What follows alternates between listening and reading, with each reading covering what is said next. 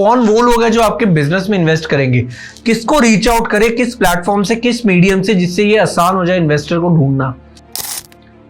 हर वो व्यक्ति जो आप पे ट्रस्ट करता है और उसके पास पैसा है, वो आपका इन्वेस्टर हो सकता है। हर वो व्यक्ति, आपका जो आइडिया होता है वही एक धंधा बनाता है, और आपका एक गलत आइडिया वही आपके धंधे को बिगाड़ता है। आपके प्रोडक्ट में अगर दम है तो कितना भी महंगा प्रोडक्ट सामने खरीदने को तैयार बैठा है। अच्छा बिजनेस सेटअप करने में कितना टाइम कंज्यूम होता है और कितनी वो एक्सपेक्टेशन लेके चले। अगर रेरा में रजिस्टर्ड बिल्डर है तो वो ट्रस्टेबल होगा।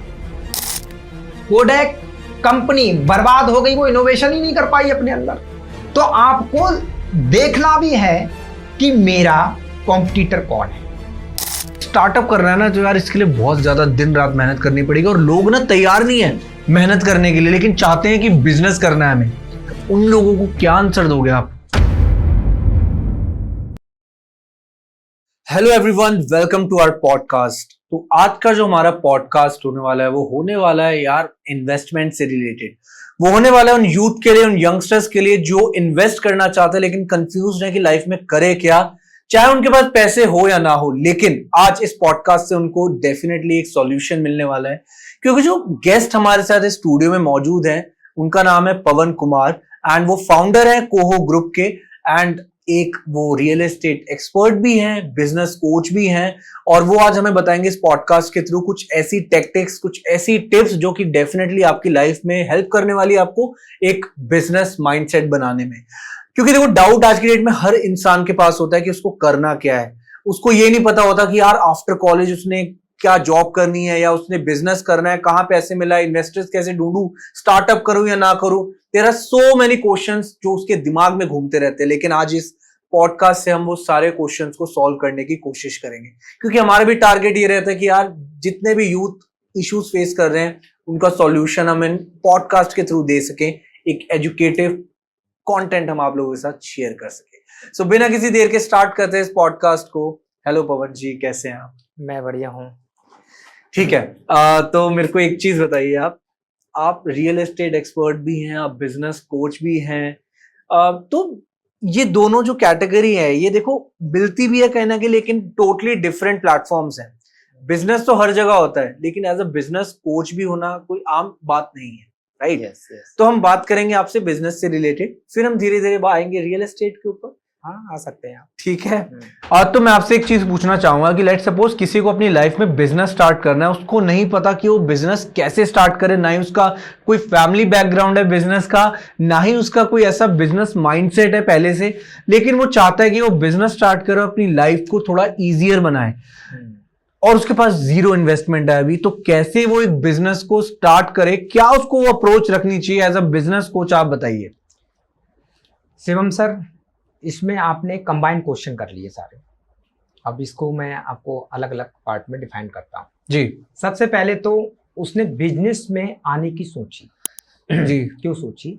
उसका माइंडसेट था बिजनेस में आने।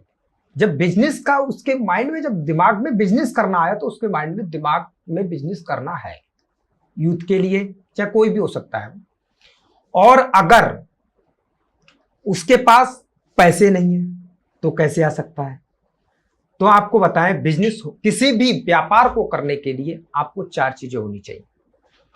सबसे पहले तो आपके अंदर विल, यानी कि इच्छा आपकी है, तभी आप व्यापार में आना चाह रहे। दूसरी स्किल, आपके अंदर स्किल है कोई, तब आप व्यापार में जाना चाहते हो। पहली हो गई विल, तीसरी हो गई स्किल, और तीसरा आपका हो गया गोल, कि आपका गोल है कि कहां तक जाना चाहते हो। चौथा हो गया आपका रोल, कि आप इस समय हो कहां पर। जो आप कह रहे थे ना कि पैसा नहीं है, तो आपका रोल क्या है इस समय। तो कहने का मतलब ये 4 चीजों में आपको अलग अलग डिफाइन करना पड़ेगा। पहला, मेरा गोल क्या है, मैं जाना कहां चाहता हूं। दूसरा, मेरा रोल क्या है, मैं खड़ा कहां पर हूं इस समय। तीसरा, मेरा जो स्किल क्या है, स्किल क्या है, मैं कर क्या सकता हूं। और चौथा, मतलब कि आप समझ लो, एम हो गया, आपका रोल हो गया, आपकी स्किल हो गई और आपकी बिल। वो स्किल के साथ साथ मेरे अंदर बिल कितनी है, मैं जुनून कितना है उस बिजनेस को करने के लिए। इन चारों चीजों में आपको अपना एक नंबर्स देनी है। आपको अगर आपके अंदर स्किल है, मेरे अंदर मुझे ड्राइविंग आती है जी लेकिन मुझे अभी उत्तराखंड जाना है दिल्ली से। जी। ड्राइविंग तो आती है लेकिन मेरी जाने की इच्छा नहीं है, तो मैं क्या जा सकता हूं? बिल्कुल नहीं। नहीं जा सकता। ऐसे ही चलो, मेरी जाने की इच्छा है और मुझे ड्राइविंग आती नहीं है, तो कोशिश कर सकते हो। मैं जा सकता हूं। कैसे जा सकता हूं? मुझे हायर करना पड़ेगी टैक्सी, लेकिन जा सकता हूँ। जा सकता हूं। मेरे अंदर बिल है, मुझे जाने की इच्छा है, तो मैं जा सकता हूं। मैं दूसरी टैक्सी मंगा के तब जा सकता हूं। लेकिन मेरे जाने की इच्छा ही ना हो, तो आपके अंदर स्किल हो चाहे कुछ भी हो, आप नहीं जा सकते ना। तो मेन जो वो है आपका होना चाहिए बिल। मैं उस पर सबसे बड़ा फोकस देता हूं। स्किल है तो उसमें प्लस पॉइंट हो जाता है, वरना स्किल्ड तो हायर भी की जा सकती है। बहुत बहुत सही। और आपका गोल, आप जाना कहां चाहते हो? आप अगर उत्तराखंड जाना चाहते हो तो आप अपनी टाइमिंग क्या करोगे? आपको पता है 6 घंटे का सफर है, 1 घंटे का गैप लेके आप 7 बजे सुबह निकल लोगे।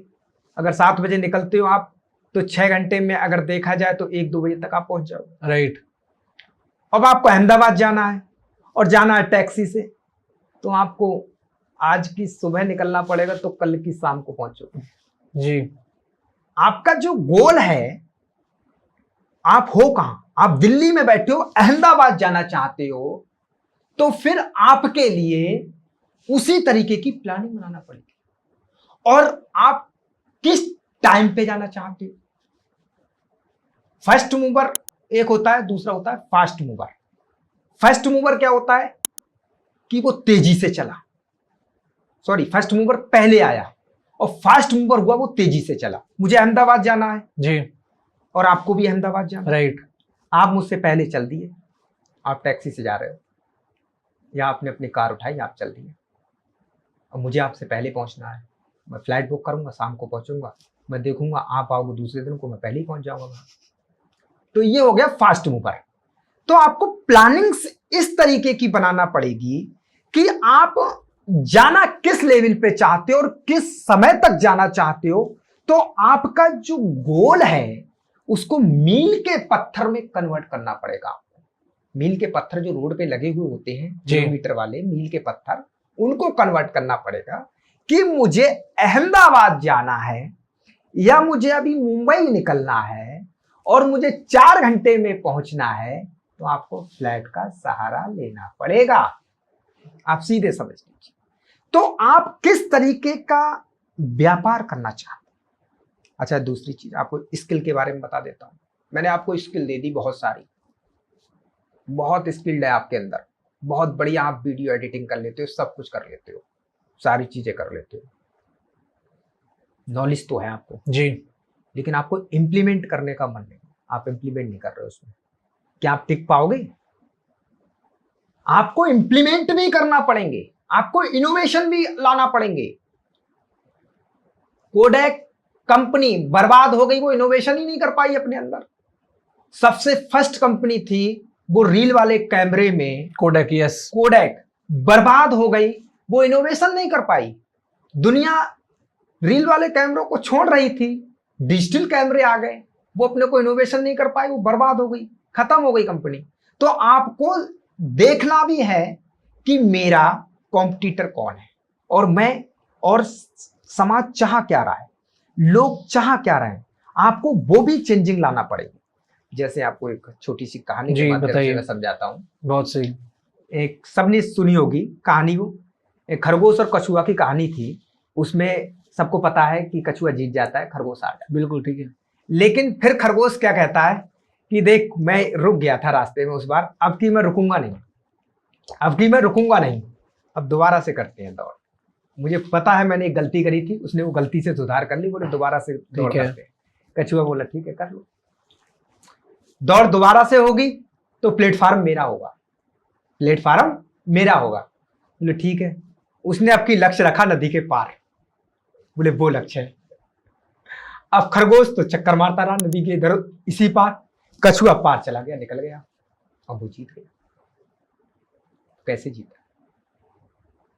उसको मालूम था कि अब जब ये मेरा कॉम्पिटिटर है तो मैं इसके प्लेटफॉर्म पे अगर जाऊंगा तो मैं नहीं जीत सकता, मुझे कुछ एक्स्ट्रा इनोवेट करना पड़ेगा।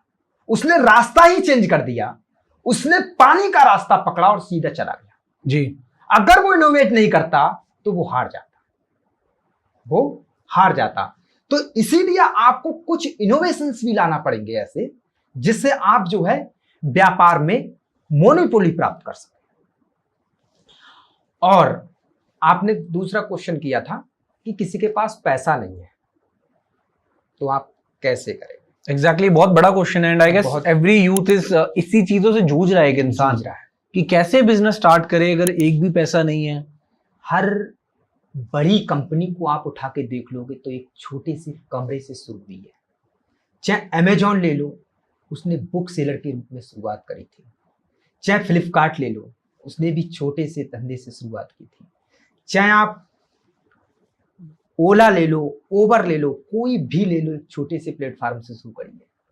चाहे माइक्रोसॉफ्ट कंपनी ले लो, छोटे से प्लेटफॉर्म से शुरू किए।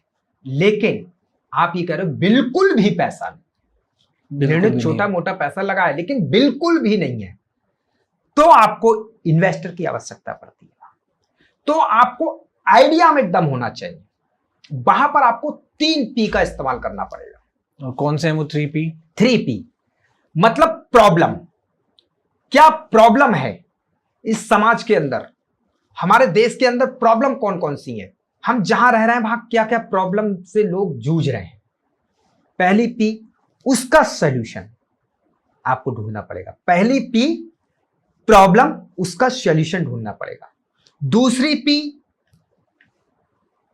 पीपल्स, कि उस प्रॉब्लम से कितने पीपल परेशान हैं, जिससे आप मार्केट भी बना सको। ऐसा थोड़ी नहीं एक ही कस्टमर वो बिल्कुल। प्रॉब्लम से उसके पीछे लग गया तो आप मार्केट कहां से बना पाओगे? बिल्कुल सही। तो कितने कस्टमर, कितने पीपल परेशान है उससे, तो आपको पीपल्स रिसर्च करना पड़ेंगे, कितनी पब्लिक जो है परेशान है उससे। ठीक है तो आपका वो मार्केट बेस बन जाएगा। जी। पहला प्रॉब्लम सॉल्व की, दूसरा पब्लिक कितनी परेशान है, और तीसरी प्रोडक्ट, उसी का प्रोडक्ट लॉन्च कर दो आप। ऐसा प्रॉब्लम सॉल्विंग प्रोडक्ट बनाया जो अधिक से अधिक पब्लिक को सॉल्व कर सके, तो आपका एक आइडिया आ गया। ये इस आइडिया को किसी भी इन्वेस्टर के सामने आप रखोगे, वो पैसा लगा देगा आपके साथ। आपको इन्वेस्टर को पिच करना पड़ेगा। तो इस आइडिया में तो कोई पैसा नहीं लगता ना, ये आइडिया तो आपको रिसर्च करना है माइंड से, आपको देखना है, आपको जानना है, और इसका एक आपको फ्रेमवर्क बनाना पड़ेगा। जैसे हम लोग रियल एस्टेट के बिजनेस में क्या करते हैं, मेरा रियल एस्टेट का बेसिकली बिजनेस है, इसलिए आपको बता रहा हूँ। जी जी बिल्कुल। हम लोगों के पास पैसा नहीं होता, हमको कोई व्यापार करना होता है, तो हम कोई लैंड्स देखते हैं, महंगी लैंड होती है वो, तो हम उसका रफली एक मैप बनाते हैं। ओके। और मैप बनाते हैं, उसमें हम प्लॉट्स की संख्या बना देते हैं, और हम जाकर के उसकी प्राइसिंग निकालते हैं कि इस प्राइस में पड़ रहा है। फिर हम वहां की मार्केट की एनालिसिस करते हैं कि किस रेट में बिकेगा, उसमें फिर मार्जिन्स निकालते हैं, और जाके इन्वेस्टर को पिच करते हैं कि आप इसमें 5 CR लगा दोगे तो हमें इतना बच रहा है। अब हमारी शेयरिंग तय हो जाती है, आपका इतना शेयर हो गया, हमारा इतना शेयर हो गया। ठीक है। तो इस तरीके से आपको अपने बिजनेस के भी स्ट्रक्चर बनाना पड़ेंगे। आप इन्वेस्टर के सामने अपना पिच करोगे, आपका व्यापार शुरू हो जाएगा। और ये इन्वेस्टर्स कहां से ढूंढे? सबसे बड़ा तो सवाल ये भी आता है ना कि कौन वो लोग हैं जो आपके बिजनेस में इन्वेस्ट करेंगे, किसको रीच आउट करे, किस प्लेटफॉर्म से, किस मीडियम से, जिससे ये आसान हो जाए इन्वेस्टर को ढूंढना। हर वो व्यक्ति जो आप पे ट्रस्ट करता है और उसके पास पैसा है, वो आपका इन्वेस्टर हो सकता है। हर वो व्यक्ति, इन्वेस्टर कोई अजूबा जादू वाला व्यक्ति नहीं है। हर वो व्यक्ति जिसके पास पैसा है लेकिन उसको टाइम नहीं है अपने पैसे को मैनेज करने के लिए, और आप पे ट्रस्ट है। ट्रस्ट भी 2 प्रकार का होता है, एक तो मेरा पैसा इसके यहां सुरक्षित है, मैं इसको दे दूंगा, दूसरा इस पैसे को मेरा ग्रो भी कर देगा, दो तरीके का ट्रस्ट होता है। एक तो मैंने आपको पैसा दिया भाई, तो मेरा सुरक्षित है, बेईमानी नहीं करेगा। दूसरा ट्रस्ट का, हाँ ये ग्रो भी कर देगा मेरा पैसा, ऐसा ना हो बेईमानी तो नहीं करेगा लेकिन घाटा हो सकता है इसके साथ, तो ट्रस्ट वहां टूटेगा। तो दोनों तरीके का आपने ट्रस्ट अगर इन्वेस्टर का जीत लिया तो बन जाएगा। वो इन्वेस्टर आपके फ्रेंड्स एंड फैमिली में भी हो सकते हैं, आपके रिश्तेदार भी हो सकते हैं, आपके आसपास की कम्युनिटी में भी हो सकते हैं, आपकी कॉलोनीज में भी हो सकते हैं। वो कोई ऐसा नहीं है कि अजूबा इन्वेस्टर आपके पास आएगा। अब आपको एक इंटरेस्टिंग स्टोरी सुनाता हूं। बिल्कुल बताइए। बिल गेट्स के माइंड में जब ये आइडिया आया था तो उसके पास पैसा नहीं था। ओके। वो इन्वेस्टरों के पास में गया था, 1133 इन्वेस्टरों को पिच किया था उसने। 1133, जिसमें से 950 इन्वेस्टरों ने डायरेक्टली पैसा लगाने से मना कर दिया था।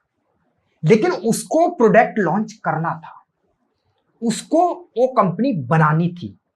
मैंने पहले ही सबसे पहले बात बोली, बिल होनी चाहिए ना। बिल कितनी है?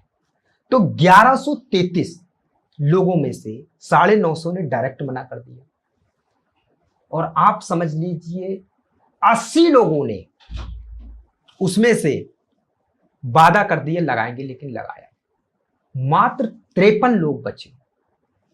53 में से 42 लोगों ने केवल 1 साल के लिए पैसा लगाया, अपना पैसा निकाल लिया। जो टिके हुए रहे उसके साथ वो 11 लोग रहे। 1133 में से अगर 11 लोग टिके हुए रहे तो सक्सेस रेशियो कितना हो गया? 1% से भी कम। बहुत कम। हम लोग सक्सेस रेशियो तोलते हैं कि मैंने 10 लोगों को देख लिया, उसमें से एक भी व्यक्ति राजी नहीं हुआ। हम लोग, अरे 10 को देखा, 100 को देख लो भाई। ये आप पूरा वर्ल्ड पड़ा है भाई पिच करने के लिए। 100 में भी नहीं मिला तो 1000 को देखो, 1000 को नहीं मिला तो 10,000 को देखो, संख्या बढ़ाओ आप। बिल गेट्स ने 1133 लोगों को पिच करने के बाद, जिसको हम टॉप 10 में रखते हैं वेल्थ के हिसाब से पूरे वर्ल्ड के अंदर, तो उसका सक्सेस रेशियो 1% से कम है। और हम अपेक्षा रखते हैं कि हम 70% पास हो जाएं, 80% पास हो जाए। भाई सक्सेस रेशियो आपका भले ही कम हो, लेकिन आपका दायरा बड़ा होना चाहिए। जैसे आपको बताता हूं, आपने एक वीडियो डाली जी, उस पर 10,000 व्यूज आ गए, ठीक है। अब आपने 100 वीडियो डाली, उस पे 1,000 व्यूज आए। ओके। आपने 1000 वीडियो डाली, आपके 1,000 व्यूज आए, तो आपका तो व्यूज, सब्सक्रिप्शन सब बढ़ेगा। और आप एक ही वीडियो डाल के रह गए तो आपके 10,000 ही रह जाएंगे, उससे तो ना कोई रेवेन्यू। पॉइंट है, बिल्कुल बिल्कुल। तो कहने का मतलब, आप जो अपना दायरा बढ़ा रहे हो, आपका सबसे पहले आदमी किसके पास जाता है? अपने पिताजी के पास जाता है, भाई मेरा बिजनेस है ये, मैं बिजनेस करना चाहता हूँ, पापा पैसा दे।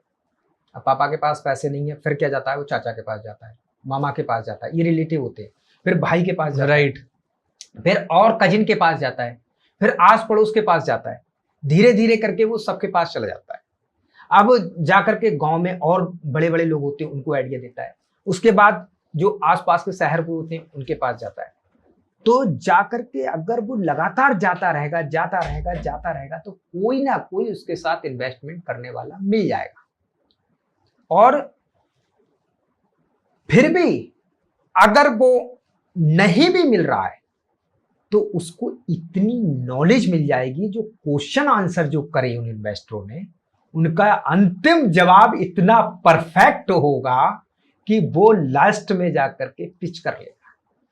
कि बार बार वो इतने लोगों को पिच कर रहा है, वो भी तो ट्रेंड हो रहा है अंदर ही अंदर। जो गलती उसने पहली पिच में करी वो सेकंड में नहीं करेगा, जो सेकंड में करी वो थर्ड में नहीं करेगा। लेकिन एट दी एंड एक वो ऐसा टाइम आएगा जब वो ऐसी पिच करेगा कि इन्वेस्टर तो कहेगा कि भाई ले ले पैसा। जैसे आप कोई पत्थर तोड़ते हो जी, आपने मान लिया 12 हथौड़ी में टूटा वो पत्थर, 12 हथौड़ी मारी, तो 12वीं हथौड़ी में वो पत्थर टूटा, तो क्या आप इस चीज को नहीं मानते? पहली हथौड़ी का भी उतना ही रोल था जितना 12वीं हथौड़ी का था। कुछ ना कुछ तो निशान डाला होगा उसने, तभी वो 12वीं हथौड़ी में टूटा है पत्थर। तो कहने का मतलब, आपका आज आपको बिजनेस करने का मन है और अभी से आप बिजनेस के बारे में सोचने लगे, तो सबसे पहले तो आपके माइंड में आइडिया आएगा तो जब आइडिया आया तो उस आइडिया की आपको एक तस्वीर स्पष्ट हो जाएगी, आपकी पूरी स्पष्ट तस्वीर हो जाएगी मुझे इस बिजनेस को ले क्या जाना है। तो उस पल का क्या वो रोल नहीं था जब आप अरबपति बने थे? उस पल का उतना ही रोल है जो आज आप अरबपति बने हुए। तो कहने का मतलब आपके पास पैसा नहीं है तब भी शुरू कीजिए, और आपके पास इन्वेस्टर नहीं है तब भी शुरू कीजिए। शुरू कीजिए, एक दिन आप खुद ही धंधा बना जाओगे। विल होनी चाहिए लेकिन। यस, बस और कुछ नहीं। Will is all, it's all about will at the end, right. तो चलिए मेरे को एक चीज बताइए कि आज की डेट में क्या होता है कि लोग बहुत ज्यादा कंफ्यूज होते हैं कि लेट सपोज एक इंसान जॉब कर रहा है और एक इंसान बिजनेस कर रहा है, तो कहीं ना कहीं जॉब वाला सोचते हैं यार कि यार मेरे को ना फ्रीडम चाहिए अपनी लाइफ में, मैं बहुत तंग आ गया हूँ बॉस की चिक चिक वगैरह, इससे मेरे से नहीं हो रही जॉब। तो वो क्या करता है, वो बिजनेस की तरफ स्विच होता है। तो कब वो उस बंदे को ऐसा डिसीजन लेना चाहिए अपनी लाइफ का कि उसको जॉब से स्विच होना चाहिए बिजनेस में, और क्या ये डिसीजन सही है उसके लिए? फ्रीडम के लिए अगर वो बिजनेस कर रहा है तो नहीं होना चाहिए। फ्रीडम के लिए, हाँ, ये लोग कहते हैं, बहुत मोटिवेशन लोग ये बात को कहते हैं कि मैं अपना सोचना बता रहा हूं कि फ्रीडम के लिए वो बिजनेस में आ रहे हैं तो स्विच नहीं होना चाहिए, उनको कुछ अलग करना है। क्योंकि बिजनेस में आपको, वहां तो जॉब में तो आप 8 घंटे आपके निश्चित हैं, वो आप बेच चुके हो उसको 8 घंटे, लेकिन जॉब में आपको हो सकता है 24 घंटे भी, सॉरी, बिजनेस में आपको हो सकता है 24 घंटे भी आपको करना पड़े वर्क। तो फ्रीडम नहीं, फ्रीडम के लिए नहीं, नया कुछ करना चाह रहे हो लाइफ में, या फिर ऐसा प्लेटफॉर्म खड़ा करना चाहते हो आप कि मैं लोगों की प्रॉब्लम सॉल्व कर सकूं, या फिर कहीं सामने वाला क्या प्रॉब्लम बना रहा है बिजनेस में, धंधे में, मैं उसकी सॉल्व कर सकता हूं, तब आप आइए। दूसरी चीज, आपको लगता है कि मैं इसको ऐसा प्लेटफॉर्म बना दूं कि मेरे और भी जो जनरेशन आए उसको अपने धंधे में आकर के और उसमें दूसरे के बारे में ना सोचना पड़े, तो आप आइए धंधे में। तीसरी चीज, आप धंधे में आते हो जी, आपने देखा होगा कि बहुत बड़ी बड़ी कंपनियां होती हैं, बहुत बड़ा धंधा बना देती हैं, लेकिन कंसिस्टेंसी नहीं बनी रहती है, तो फिर नीचे गिर जाती है। कंसिस्टेंसी एग्जैक्टली नहीं बनी रहती है। जैसे कि बिग बाजार का उदाहरण देता हूं, बहुत बड़ा एग्जांपल है ये भी। बिग बाजार ने एक प्रॉब्लम सॉल्व करी थी लोगों की कि बेस्ट प्राइस, और एक ही मार्केट के अंदर सारा माल मिल जाता था। बिग बाजार ने एक प्रॉब्लम सॉल्व करने की कोशिश की थी कि एक ही प्लेटफॉर्म पे आपके घर के जितने भी सामान है, कपड़े से लेकर के सारी चीज आपको वहीं मिल जाएगी जी, खाने पीने की सारी चीजें। उसके देश के अंदर हजारों आउटलेट खुल गए थे, तो बल्क क्वांटिटी में कंपनी से खरीदते थे और वो बेचते थे। वहां पर उन्होंने मार्जिन बहुत शॉर्ट कर दिए थे, क्योंकि जब कोई भी चीज या तो आप बल्क क्वांटिटी में खरीद लो, कम मार्जिन पे बेच दो तो रेवेन्यू कमा जाओगे, या आप कम बेच रहे हो तो मार्जिन ज्यादा कमा लो तो रेवेन्यू कमा जाओगे। लेकिन प्रॉफिट आपको होना रेवेन्यू पे है, मार्जिन आपका ज्यादा है तो रेवेन्यू कम है तो प्रॉफिट आपका कम रह जाएगा। रेवेन्यू सेल्स आपकी ज्यादा है और मार्जिन कम है तो प्रॉफिट कम आ जाओगे। तो बिग बाजार ने जो काम किया था वो सबसे माल को उठाया था जी, और बेचा था, उसको केवल अपने प्लेटफॉर्म पे बेचना था। उसने बहुत बड़ी कंपनी बना दी, 60,000 करोड़ से ऊपर की कंपनी हो गई थी। लेकिन गलती उससे क्या हुई कि उससे गलती हुई कि वो प्रोडक्ट को खुद लॉन्च करना शुरू कर दिया उसने। अब आपको एक शिवम सर उदाहरण देता हूं। जी, ये बोतल है जी, मैं बोतल की कंपनी से इसको बनवाता हूं कि भाई मेरी पानी की बोतल बना देना, मैं 1000 बोतल बनवाता हूं। ठीक है। तो 1000 बोतल उसका खर्चा जो आता है वो 4.5 रुपए का आता है, मुझको 5 रुपए में दे देगी वो, 5 रुपए में दे देगी वो। क्यों? क्योंकि वो तुम्हारी 1000 बोतल नहीं बना रही है, वो 1 लाख बोतल पहले से भी बना रही है।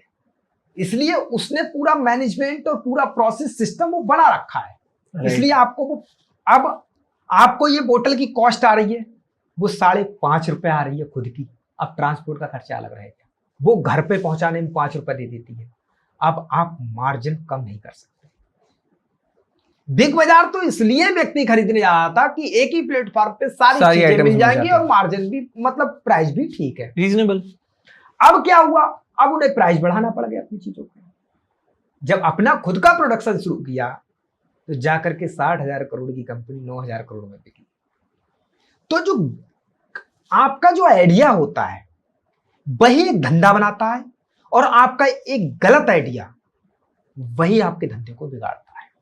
तो कहने का मतलब, आपको अपने आइडिया पे जब आप काम कर रहे हो तो उसको आपको ट्रस्ट होना चाहिए, उसकी आपकी अपनी एनालिसिस होनी चाहिए पूरी, तभी आप आइए धंधे के।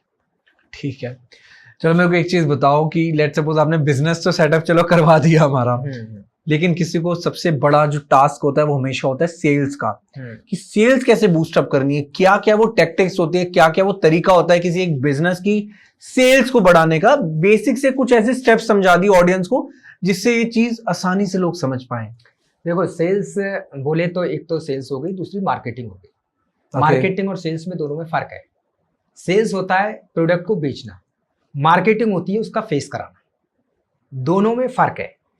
सेल्स अगर आप कर रहे हो तो आपको अपने ब्रांड की पोजीशन बनाना पड़ेगी। आप बेच क्या रहे हो, प्रोडक्ट बेच रहे हो या ब्रांड बेच रहे हो, दोनों में फर्क है। सर आप प्रोडक्ट बेच रहे हो तब तो आपको सेल्स करना पड़ेगी जी, और आप ब्रांड बेच रहे हो तो आपको मार्केटिंग करना पड़ेगी। आप किस पोजीशन पे अपने ब्रांड को खड़ा कर रहे हो, ये आपको अपना खुद का एक सेटअप बनाना पड़ेगा कि मैं इस ब्रांड को अब इसमें भी आपको 3 P लगाना पड़ेगा। ओके। हाँ, इस केस में भी इसमें भी आपको 3 P लगाना पड़ेगा। आपको पहला, आप पोजीशन, अच्छा, आपको पोजीशन कहां पर करना चाह रहे हो उसको। तीसरा आपका प्राइस, आपका प्राइस क्या है, पोजीशन, प्राइस और पीपल। आपका पीपल कौन है, आपका ऑडियंस कौन है, आपका कस्टमर कौन है। अभी मैं आपको एक उदाहरण दूं, लुइस विटॉन की मैं शोरूम एक रुद्रपुर जैसे शहर में अगर खोलूं, क्या मैं बेच सकता हूं? नहीं, लोगों को पता ही नहीं उसके बारे में, लोगों की उसकी वर्थ ही नहीं पता वहां पर। अब वो जाएगा भी देखेगा, भाई 2 लाख रुपए की उसकी बेल्ट है, कि परफ्यूम की बोतल 40,000 रुपए की है, 30,000 रुपए की है, तो वो तो देख के ही लौट आएगा। तो हमको पीपल्स, अपना मतलब ऑडियंस हमारा कहां पर है, तो एक तो और दूसरा प्रोडक्ट, हमारा प्रोडक्ट है कहां, हमारा कॉम्पिटिटर कौन है, हम किस से कॉम्पिटिट करना चाहते हैं, हम किस ब्रांड से कॉम्पिटिट करना चाहते हैं, और आपको अपने प्रोडक्ट को वायरल करना पड़ेगा। वो वायरल कैसे होता है, अभी मैं आपको एक उदाहरण बताता हूं, एक बहुत फ्री का वायरल करने के तरीके बता रहा हूं आपको जी।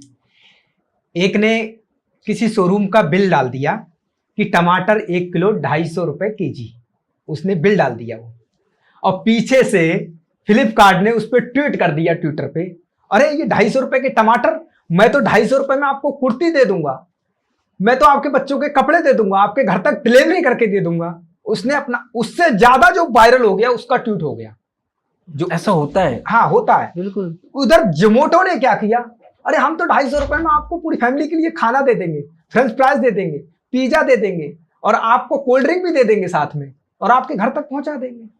टमाटर लाने की कौन सी आवश्यकता है 250 रुपए की। तो मतलब ये वायरल आपको करना पड़ेगा। आपके प्रोडक्ट, आपको मैंने पहले ही बताया था कि आप कितने ऑडियंस तक पहुंच पाते हो, ये कोई भी तरीका हो सकता है, चाहे सोशल मीडिया हो सकती है, चाहे ट्रेडिशनल मार्केट हो सकती है। पहला मैंने बता रहा हूं, अभी इसमें 3 चीजें आएंगी। अभी आप कितने पीपल्स तक पहुंचना चाहते हो, और टारगेट ऑडियंस, ये नहीं है कि खचड़ा लोगों में आप पहुंच गए, वहां पर आपका प्रोडक्ट की कोई डिमांड ही नहीं है, उसी जगह पे ऑडियंस तो बहुत मैटर करती है। अभी आपने जैसे एग्जांपल बताया लुई विटॉन का, हाँ हाँ, तो मतलब ऑडियंस आपको सर्च करना पड़ेगा, उसमें भी आप कितने लोगों तक पहुंच पाती हो। वो मैंने बताया, बिल गेट्स गया था 1133 लोगों के पास, Exactly. उसमें से जाके 11 लोग मिले। ऐसे आपके प्रोडक्ट में भी क्वालिटी लीड्स, मतलब क्वालिटी के कितने लोगों के पास आप पहुंच पाते हो। पहले तो ऑडियंस, आपको पर्सनल कम्युनिटी कितनी बना पाते हो। जी। दूसरी, आपने जो प्रोडक्ट लॉन्च किया है वो सामने वाले की क्या प्रॉब्लम सॉल्व कर रहा है जी हाँ। या ऐसा तो नहीं है वही प्रोडक्ट किराना की दुकान पे मिल रहा है, आप बोल रहे हो ब्रांड है, मेरा ब्रांड है, वो तो हर किराना की दुकान पे पड़ा हुआ है और वो आपके सस्ते रेटों में मिल रहा है, आप कह रहे हो ब्रांड है, ब्रांड है। ये तो मार्केट रिसर्च होती है ना बेसिकली, उसको करनी पड़ेगी। करनी पड़ेगी, आपको पोजीशन करना पड़ेगी। मैंने पहले ही बताया, पोजीशन कहां कर रहे हो आप, अपने प्रोडक्ट की पोजीशन कहां कर रहे हो आप, जिस हिसाब से प्राइस रख रहे हो उस हिसाब से आपको पोजीशन भी करना पड़ेगी। पोजीशन, प्राइस और पीपल, आपको तीनों को इसको मैचिंग करना पड़ेगी, तभी आप अपने प्रोडक्ट को वायरल कर पाओगे। Exactly. पहला आपने क्या किया, प्रोडक्ट लॉन्च करने से पहले मार्केट रिसर्च करना पड़ेगी कि और जो मेरा जो कॉम्पिटिटर है वो क्या कर रहा है और वो कमी कहां छोड़ रहा है, वो कमी छोड़ कहां रहा है, वो पकड़ लो, उसको आपको पकड़ना है, उसी में आपको इनोवेशन लाना है, उसी पे आपको इंप्लीमेंट करना है और उससे ज्यादा मेहनत करनी है, तो आप जीत जाओगे, उससे बेटर जीत बिजनेस जाओगे। बना लोगे। दूसरा, प्राइस के गेम में कभी मत खेलना। आप सोचो कि उससे प्राइस कम करके तब मैं ब्रांड बना दूं, कभी नहीं बना सकते। जो लोग प्राइस गेम खेलते हैं वो फेल होते हैं हमेशा। मैं यही सवाल पूछता हूँ कि लेट सपोज किसी ने एक प्रोडक्ट लॉन्च करा, उसके कॉम्पिटिटर का भी प्राइस उतना ही है, अब उसके माइंड में ख्याल आता है कि यार मैं अपना प्राइस थोड़ा सा कम कर लेता हूँ जिससे मेरे पास लोग ज्यादा है, मेरी सेल्स बढ़ जाए एज कंपेयर टू दैट उस कॉम्पिटिटर। ये क्या मिथ है? हार जाओगे। 100% आपसे ज्यादा बल्क क्वांटिटी वाला आ गया, वो प्रोडक्ट उठा के आपसे प्राइस कम कर देगा, आप हार जाओगे। आप ब्रांड की पोजीशन पे काम कर रहे हो, ना कि अपना प्रोडक्ट बेच रहे हो। मैंने दो चीजें आपको बताई। आप बिजनेस दो तरीके से कर रहे हो, आप प्रोडक्ट बेचना चाहते हो या अपना ब्रांड बेचना चाह रहे हो। आप प्रोडक्ट बेचना चाह रहे हो, ब्रांड बेचना चाह रहे हो। अगर ब्रांड बेचना चाह रहे हो तो आपको प्राइस में कंपटीशन नहीं करनी चाहिए। तो क्या प्राइस बढ़ाना चाहिए? आपको जो प्राइस आपको वैल्यू दे रहा है वो प्राइस रखना चाहिए, ना बढ़ाना चाहिए ना घटाना चाहिए। जो वैल्यू क्या दे रहे हो आप, आपको मैंने अभी पॉडकास्ट में कर रहा हूं, आपने कोई भी प्राइस हमसे लिया जी, लेकिन मुझे जाने के बाद लगना चाहिए कि जो भी प्राइस मेरा गया है मुझे वैल्यू मिली है। राइट, वैल्यूअल चीज होनी चाहिए। आप ये सोचो नहीं यार उस सामने वाले का यार इतने प्राइस में मिल रहा है, मैं प्राइस कम कर देता हूं, उससे आप कभी नहीं जीत पाओगे। दूसरा आएगा वो और प्राइस कम कर देगा। आपके प्रोडक्ट में अगर दम है तो कितना भी महंगा प्रोडक्ट सामने खरीदने को तैयार बैठा। एग्री। लेकिन फिर वहां आती है ऑडियंस की, लेकिन आपको फिर प्रीमियम ऑडियंस पे जाना पड़ेगा। एक टैटू वाला होता है वो 2000 में टैटू बना देता है, एक टैटू वाला होता है वो 50,000 में टैटू बनाता है, एक टैटू वाला होता है वो 5 लाख रुपए टैटू पे लेता है। एग्री यार, ये है हर बिजनेस में है ऐसा। लेकिन टैटू एक ही है, अब उसकी ऑडियंस अलग अलग है। सलमान खान अगर टैटू बनवाने जाएगा तो क्या वो 2000 वाले पे जाएगा? क्या लेवल है उसका। तो उसके लिए 5 लाख वाला टैटू वाला ढूंढना पड़ेगा ना। तो आपका ऑडियंस क्या है, आप उस लेवल का प्रोडक्ट लॉन्च कीजिए जो आपका ऑडियंस है। तो जब आपका ऑडियंस प्रीमियम है तो आपको प्रोडक्ट भी प्रीमियम बनाना पड़ेगा, तो आपको प्राइस भी प्रीमियम रखना पड़ेगा। आपकी प्राइसिंग, पोजीशन और पीपल तीनों की मैचिंग करना पड़ेगी। आपका ऑडियंस बिल्कुल गिरा हुआ है नीचे का, तो आपको प्राइसिंग पे जाना पड़ेगा। फिर आप क्वालिटी पे नहीं जाओगे, फिर आप देखोगे सस्ता कैसे दो इसको, उसको तो बस उसको भाई आप एक बिल्कुल गरीब लोअर क्लास मार्केट में बैठे हो, ऑडियंस आपकी लोअर क्लास है, तो आपको फिर प्राइसिंग पे जाना पड़ेगा। फिर आपको सस्ता कैसे दूं मैं, उसके लिए फिर आप प्रोडक्ट को क्वालिटी में नहीं जाके आप फिर सस्ते में जाओगे। बल्क क्वांटिटी और एक प्रीमियम, ना पैकेजिंग होगी ना कुछ होगी, आप लॉन्च कर सकते हो। ठीक है, आपको वो डिसाइड करना पड़ेगा कि मैं किस मार्केट में जाना चाहता हूं, अपने ब्रांड की पोजीशन कहां करना चाहता हूं। ऐसा नहीं है 10 रुपए की भी बोतल एनर्जी ड्रिंक की बिकती है और 30 रुपए की भी बिकती है और 150 की भी बिकती है और 1000 की भी बिकती है, लेकिन सबने अपनी अपनी पोजीशन, अपनी अपनी ब्रांडिंग और अपनी अपनी ऑडियंस रिसर्च कर रखी है। आप अगर प्रीमियम उसमें जाना चाहते हो तो आप मार्केट को 100% कैच करने की कोशिश नहीं करोगे, आप 50% भी कैच करने की कोशिश नहीं करोगे। आप मात्र उन 1% लोगों पे काम करोगे जो आपका प्रीमियम कस्टमर है। आप उन 1% लोगों पे काम करोगे। आप 250 रुपए की एनर्जी ड्रिंक बेच रहे हो, तो आपको 1% से भी कम में आना पड़ेगा। एक बड़ा एग्जांपल मैं भी देना चाहूंगा कि क्या होता है कि आज की डेट में ना लोगों ने अपने बड़े बड़े फैशन डिजाइनर्स की ब्रांड्स खोल ली हैं, right, and there are multiple brands, there are multiple outlets जिनके मतलब ना शोरूम्स खाली पड़े रहते हैं, लेकिन अगर उनकी एक सेल भी होगी ना तो उनके पूरे महीने का खर्चा निकाल देती है। वो एक प्रोडक्ट इतना महंगा होता है, इतना कॉस्टली होता है, लेकिन ये है कि वो 1% जिनकी आप बात करो वही लोग हैं जो उनके बिजनेस को रन कर रहे हैं। अगर वो भी नहीं हो तो नुकसान में आ जाएंगे। हाँ, और वो जरूरी भी है, उनको चाहिए वैल्यू भाई। उनको नहीं पहननी जो 2000 वाली घड़ी, 2500 वाली, उनको 5 लाख वाली घड़ी पहननी है, उनको लग्जरी फील कराना भाई। वो नहीं पहनेंगे कोट आपका 5000 का, कितना भी बढ़िया कोट दे देना, आपने प्राइस 5000 का रख दिया, वो नहीं लेंगे। आप समझ लीजिए, उनको 2 लाख वाला कोट चाहिए, क्योंकि उनको वैल्यू भी फील करानी है कि मैं लोगो लगा हुआ है भाई, इस पे इस कंपनी का लोगो है लगा हुआ। अभी एक पता नहीं ब्रांड था, आई गेस गुची ब्रांड था वो, या एक पर्स का ब्रांड था, मेरे को नाम एग्जैक्टली मैं कंफर्म नहीं कर सकता। तो वो लोग क्या करते हैं कि जो भी उनके पर्सेस होते हैं उनकी वैल्यू होती है 2 लाख, 3 लाख, 4 लाख।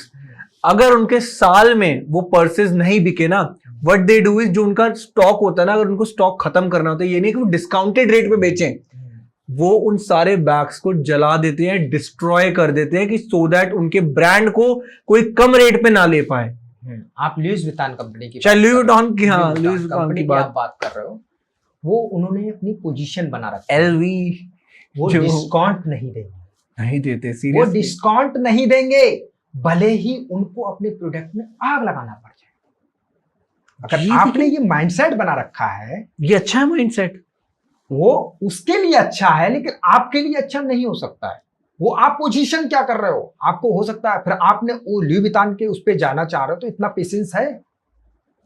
वो इतनी पुरानी कंपनी है, आपके अंदर इतना पेशेंस है? 10 साल 20 साल स्ट्रगल झेल सकते हो क्या? आप भी बना दोगे। आपका अगर स्टोर में, आपकी शॉप में 2 साल भी माल ना बिके, आपके अंदर पेशेंस होना चाहिए। आप 2 साल का माल जला दूंगा मैं, तो आप बना दोगे ब्रांड। एप्पल का पहला प्रोडक्ट पता है कितना साल लगा था? 2 साल में पहला प्रोडक्ट बिका था एप्पल कंपनी का, लेकिन उसने पेशेंस झेला। उसने कहा नहीं, मेरा प्रीमियम कस्टमर आएगा तभी मैं बेचूंगा अपना प्रोडक्ट, वरना नहीं बेचूंगा। उसने पोजीशन अपनी बनाई, उसी हिसाब से उसने प्राइस रखे, उसी हिसाब से अपनी ऑडियंस। तीनों चीजें हर ब्रांड की अपनी अपनी वो रखती हैं। जैसे आपको मैं उदाहरण देता हूं जी, लग्जरी सेगमेंट में ये बहुत चलता है, राइट। एक मिडिल क्लास फैमिली होती है, वो 5000 तक का जूता अफोर्ड करती है, एब्सोल्युटली करेक्ट। तो वो चली जाएगी पूमा पे, चली जाएगी रीबॉक पे, चली एडिडास, एडिडास वाला ब्रांड्स, यहाँ ठीक है। और नीची है तो वो ब्रांड भी नहीं देखेगी, वो देखेगी टिकाऊ, मजबूत और सॉफ्ट होना चाहिए, किसी भी ब्रांड का हो, वो 800-900 का 1000 का जूता मिल जाए। थोड़ा और ऊपर जाते हैं तो वो और लग्जरी सेगमेंट में जाते हैं, नाइकी के ब्रांड्स हो गए, बड़े बड़े ब्रांड्स, बड़े बड़े और लेकिन जितना नीचे से ऊपर जा रहे हैं लोग, उतनी ऑडियंस कम होती चली जाती है। लेकिन धंधा ऊपर वाला ज्यादा क्यों बनाता है? सोचने वाली बात है। देखा होगा कि धंधा ऊपर वाला, जिसके पास ऑडियंस भी कम है उसके पास, लेकिन उसकी अपनी पर्सनल कम्युनिटी बन गई। वो उसने नाइकी का जूता पहनना है तो हर बार नाइकी का ही लेगा। वो जो एप्पल का फोन चलाता है वो एप्पल का ही लेता है दोबारा। आप तो समझ लीजिए, सच है। और वो वेट करता है कि सितंबर अक्टूबर में कौन सा नया फोन आने वाला है जो मैं खरीदूं। वो अपना पुराना फोन बेच देता आधे पैसे में, नया फोन लेने की कोशिश करता है। आपको बताऊं, एप्पल का पता है रिपीट कस्टमर रेट कितना है? 91% रिपीट कस्टमर रेट है। बहुत बहुत तगड़ा रेट है। उसने अपनी कम्युनिटी बना रखी है कि वो 2 करोड़ या 5 करोड़ लोगों को बेच रहा है, उन्हीं को बेच रहा है, वो बार बार उन्हीं को बेच रहा है। सेकंड हैंड फोन लेने वाले नीचे बहुत है, लेकिन प्रीमियम में जा रहा है उन्हीं को बेच रहा है। उसने अपनी कम्युनिटी बना रखी है। एक टाइम था कि मैंने अपने पर्सनल एक्सपीरियंस से भी बताऊंगा कि हाँ, हम लोगों ने भी सोचा था कि एप्पल प्रोडक्ट यूज करते हैं, चलो देखते हैं कैसा है। जब एंड्रॉइड था तब तो यार मजा नहीं आता था, लेकिन जब एप्पल यूज करने लगे ना तो एक ऐसा एडिक्शन हो गया इस फोन से कि I can not operate the Android version. मेरे घर में सैमसंग के भी फोन है, मेरी सिस्टर, मेरी भाभी के पास महंगे महंगे सैमसंग के हाईएस्ट पेड वाले फोन्स भी है ना, लेकिन मैं एप्पल से उनकी कंपैरिजन नहीं कर सकता आज की डेट में। अब ये ब्रांड उन्होंने तो आपके उसने माइंड पे क्लिक किया, प्रोडक्ट को उसने क्लिक किया, वो कुछ ना कुछ इनोवेट किया उसने, तभी तो आपने एप्पल चॉइस। Right right. ऐसे ही आपको अपनी ऑडियंस चाहती क्या है, आपको वहां जाना पड़ेगा, प्रॉब्लम सॉल्व करनी पड़ेगी आपको, तभी आप जाकर के धंधा बना सकते हो। परफेक्ट। चलो मैं आपसे कुछ ऐसी नॉर्मल क्वेश्चन पूछता हूँ कि सो दैट एक यूथ को समझ आ सके कि बिजनेस स्टार्ट हो गया है, लेकिन एक सक्सेसफुल बिजनेस को सेटअप करने में कितना समय लग सकता है एक इंसान, क्योंकि यार देखो एक टाइम भी एक ऐसा फ्रेज होता है कि ऐसा नहीं है कि आप एक ही जगह घुसे हुए हो, वहां रिजल्ट्स नहीं मिल रहे, ये भी तो हो सकता है डायरेक्शन भी गलत हो। अगर एक अच्छा बिजनेस सेटअप करने में कितना टाइम कंज्यूम होता है और कितनी वो एक्सपेक्टेशन लेके चले कि इतना टाइम तो लग जाएगा मेरे भाई अगर तू बिजनेस स्टार्ट कर रहा है तो वो करना कितना बड़ा बिजनेस चाहता है ये उस पर डिपेंड करता है। डिपेंड करेगा। लेकिन इसको मैं आपको एक चीज बताता हूँ, फिर भी कई चीजें होती हैं इसमें। आपने जो धंधा बनाया है उसमें मेन तो रोल होता है फाउंडर का। ओके। फाउंडर मजबूत होना चाहिए, वो कितना मोटिवेट है उस प्रोडक्ट को लेकर के, वो उसके अंदर होना चाहिए। जो प्रोडक्ट लॉन्च करना चाह रहा है, जो बेचना चाह रहा है, जिस पे बिजनेस करना चाह रहा है, वो खुद में कितना मोटिवेट है। पहली बात तो मार्केट कुछ भी व्यू दे, लेकिन वो मोटिवेट होना चाहिए उस प्रोडक्ट को लेकर। दूसरा, मार्केट के सिग्नल को समझना चाहिए, इस प्रोडक्ट में वो क्या इनोवेशन चाह रहा है। सिग्नल्स को समझना चाहिए कि कस्टमर हमारा क्या सिग्नल दे रहा है। कस्टमर सिग्नल देता है, ये आपको रिसीव करना आना चाहिए शिवम सर। अपने आप कस्टमर सिग्नल देता है, ये आपको रिसीव करना आना चाहिए। बस को वो पहले ही बता देगा कि ये चीज आपके प्रोडक्ट में कमी है, तो वो सिग्नल को आपको एक्सेप्ट करना चाहिए। दूसरी चीज आपको बताऊं कि आपकी जो टीम है वो किस तरीके की है। इसमें आपको थोड़ा सा मैं अध्यात्म की तरफ लेके चलता हूं। आपकी टीम, जहां महाभारत में जाते हैं हम, तो कौरवों के पास में कितनी भीड़ थी, कितने योद्धा थे उनके पास, बहुत थे। लेकिन उनका जो पांडव के पास में मात्र 5 पांडव थे। 5 पांडव में उनका जो सीईओ था वो अर्जुन था, जो फाउंडर। बिल्कुल सही। जिसको मेंटोर करने के लिए भगवान श्री कृष्ण खड़े थे, उसको मोटिवेट करने के लिए। आपका मेंटोर भी आपसे ज्यादा बुद्धिमान होना चाहिए। आपको जो मेंटोर कर रहा है वो भी आपका बुद्धिमान होना चाहिए। तो उनको जो मेंटोर कर रहे थे वो भगवान श्री कृष्ण थे। फाउंडर अर्जुन, मेंटोर करने वाले भगवान श्री कृष्ण। उनको 18 दिन उनको मोटिवेशन करने में लगा। लेकिन जब उन्होंने प्रोडक्ट पे जब फोकस किया, मतलब युद्ध जीतना था, उनका युद्ध था जीतना, वो उनका प्रोडक्ट बन चुका था। उनके पास में युधिष्ठिर जैसा एक अर्थशास्त्री ईमानदार था। युधिष्ठिर जैसा कभी झूठ ना बोले, कभी झूठ ना बोले, बिल्कुल सही। सत्यवादी, बिल्कुल ईमानदार। उनका जो अकाउंटेंट था वो युधिष्ठिर था। उनका जो बाहुबली भीम, जो उनकी टीम थी वो बाहुबली भीम, हर प्रॉब्लम को फेस करने वाला। कोई बहुत बड़ी प्रॉब्लम आती थी, भीम को डटा दिया। तो एक ऐसा उनके साथ में खड़ा हुआ योद्धा था कि कोई प्रॉब्लम आएगी तो हम डट जाएंगे। तो आपको जाकर के भीम जैसा एक को फाउंडर भी रखना पड़ेगा, जो आपके साथ हमेशा खड़ा हो। अब आते हैं नकुल और सहदेव की भूमिका। मार्केटिंग स्ट्रेटजी उनकी बहुत अच्छी थी। किसी को कुछ भी बेचना चाहो वो बेच देते थे। तो ये 5 जो रोल थे ये बहुत जबरदस्त थे। पहला मेंटोर भगवान श्री कृष्ण, फाउंडर श्री अर्जुन जी, को फाउंडर भीम हो गए। आपको जो अकाउंटेंट वो आपका युधिष्ठिर, मार्केटिंग और सेल्स नकुल सहदेव जैसी। जब आप ऐसी टीम को अगर बना लोगे तो आप और जल्दी से एक्सपेंड अपने बिजनेस को कर पाओगे। तो यहां पर आपकी टीम का बहुत बड़ा रोल होता है, फाउंडर प्लस टीम। दूसरा, आपको कभी भी बिजनेस में फंस के नहीं चलना है। कैसे? लाइक फंस के कैसे? आपने कोई प्रोडक्ट निकाला जी, जैसे कि आपने अभी एक घड़ी का ब्रांड हो जी, आप घड़ियां बेच रहे हो, केवल घड़ी। आपने घड़ी बेच दी, लाखों घड़ी बेच दी, लेकिन ऑडियंस तो अभी करोड़ों को बेचने के लिए पड़ा है। आपने कहा यार मेरी घड़ी बहुत अच्छी चल गई, अब मैं परफ्यूम भी निकाल देता हूं। ये जरूरी नहीं है आपकी घड़ी चल गई कि परफ्यूम भी चल जाएगा। आपको करोड़ों लोगों को घड़ी बेचनी थी अभी तो, और आपने परफ्यूम उससे जल्दबाजी में पहले लॉन्च किया, दूसरा प्रोडक्ट और लॉन्च कर दिया। फिर तीसरा परफ्यूम कम चला, कही कि मैं तो एक प्रोडक्ट बेच रहा था, अब मैं 10 प्रोडक्ट और लॉन्च कर देता हूं, मेरा रेवेन्यू बढ़ जाएगा। लेकिन आपको कैश फ्लो की प्रॉब्लम आ जाएगी। आप एक प्रोडक्ट को रन कर रहे थे, रनवे, आपका जो कैश फ्लो था वो एक प्रोडक्ट को रनवे करने का था, और आपने 10 प्रोडक्ट लॉन्च कर दिए। अब आप फंस जाओगे उसमें। ना आपकी घड़ी चलेगी, ना आपका परफ्यूम चलेगा, ना आपकी बेल्ट चलेगी, ना आपकी कैप चलेगी। आप पहले एक एक प्रोडक्ट को लॉन्च कीजिए, पूरे ऑडियंस तक पहुंचा दीजिए, अपने टारगेट जो कस्टमर थे अचीवमेंट कर लीजिए, तब नए प्रोडक्ट के बारे में सोचिए। लोग जल्दबाजी में जो डिसीजंस लेते हैं वो खतरनाक होते हैं हमेशा। कोई बड़ी कंपनी इस तरीके का काम नहीं करती। एक एक प्रोडक्ट वाली कंपनी आपने देखी होंगी वो ज्यादा फेमस होगी, जो एक प्रोडक्ट पे काम करती होंगी वो ज्यादा फेमस और ज्यादा रेवेन्यू कमाती होंगी। लेकिन हम लोग पूरी, आपने कोई भी शोरूम में गए होंगे आप सर जी, तो एक ब्रांड का शोरूम हो, और एक हजारियों मोबाइल के शोरूम में जाना, एक एप्पल का शोरूम हो, और एक उसमें सैकड़ों ब्रांड के शोरूम हो। माल किसमें भरा हुआ ज्यादा होगा?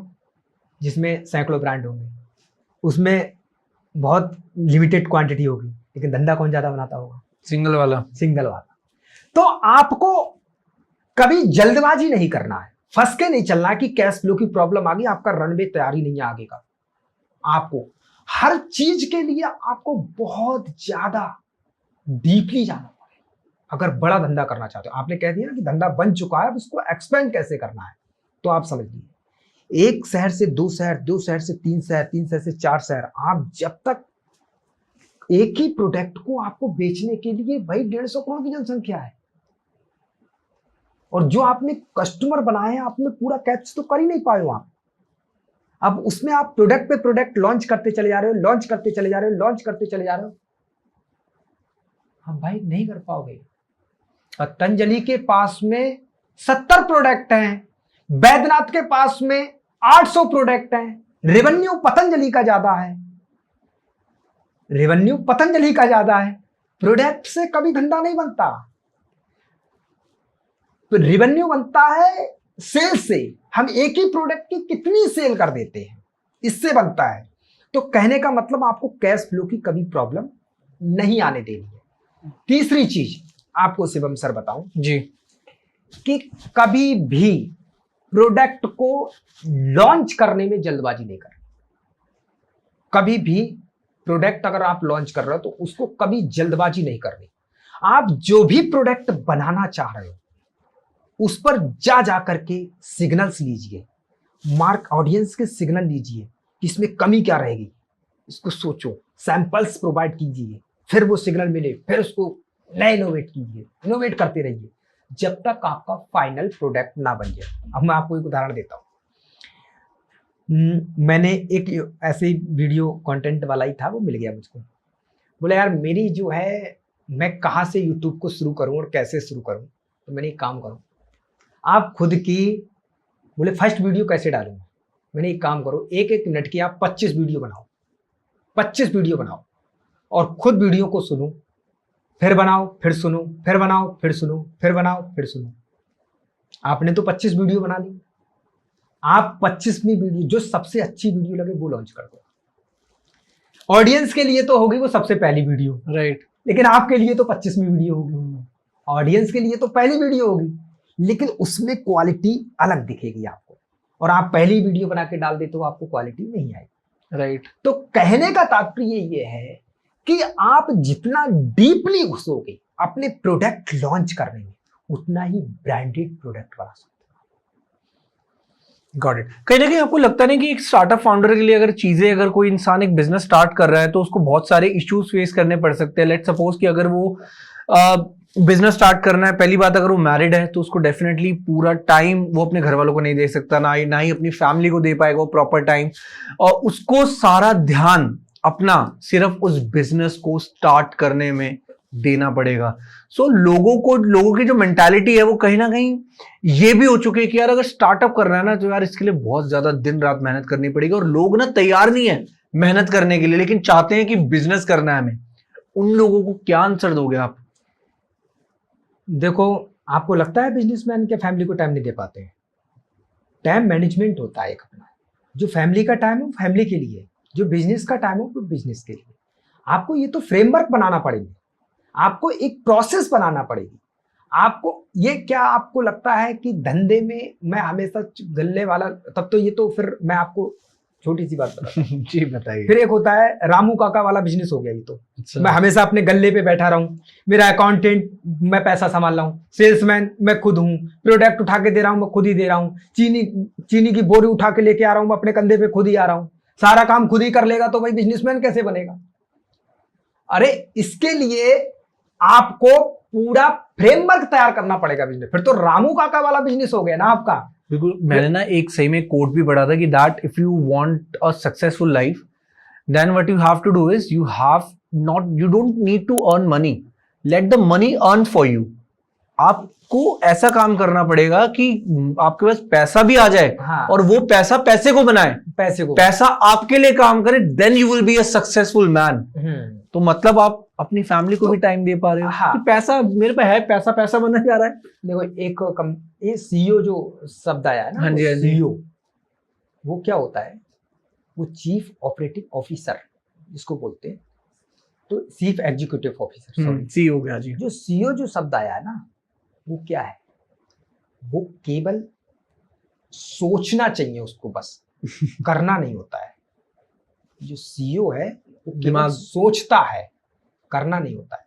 कि बिजनेस को मुझे अब किस लेवल पे चल रहा है, मेरा आगे कमियां क्या रही हैं, वो सुधारना कैसे है, और मुझे नेक्स्ट लेवल मेरा क्या होगा। राइट। सोचना, उसको करना नहीं होता है। तो सोच तो वो कहीं पर भी बैठ के सकता है। ये आप समझ गए? तो धंधे में आप रामू काका बने हुए हो, लल्लू लाल पकौड़ी वाला।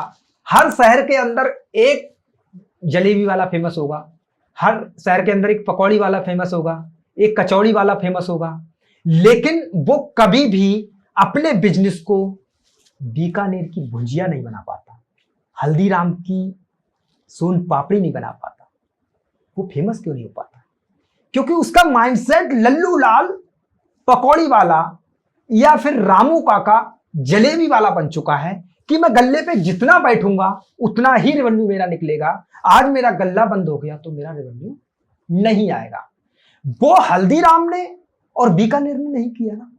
आज बीकानेर वाला व्यक्ति राजस्थान के बीकानेर शहर में बैठा हुआ होगा और वो जाकर के रुद्रपुर में भी या बरेली में भी या दिल्ली में भी आपकी भुजिया बिकती होगी, उसका रेवेन्यू उसके खाते में जाता होगा। बिल्कुल सही पॉइंट है। तो कहने का मतलब ये है कि आप अगर रामू काका के नजरिए से सोच रहे हो तो बिजनेस एक्सपेंड की बात नहीं कर रहे हो। फिर लाला लल्लू लाल लाला जी बने हुए हो, आप गल्ले पर बैठने वाले लाला बने हुए हो कि खुद ही पैसे संभाल लूं मैं, खुद ही हिसाब किताब। आपको किसी को विश्वास नहीं है कि वो मेरा अकाउंट की चोरी ना कर ले, कि 10 रुपए कम में ना दे दे, कि मार्जिन ना कमा ले, ये प्रोडक्ट चोरी ना कर ले।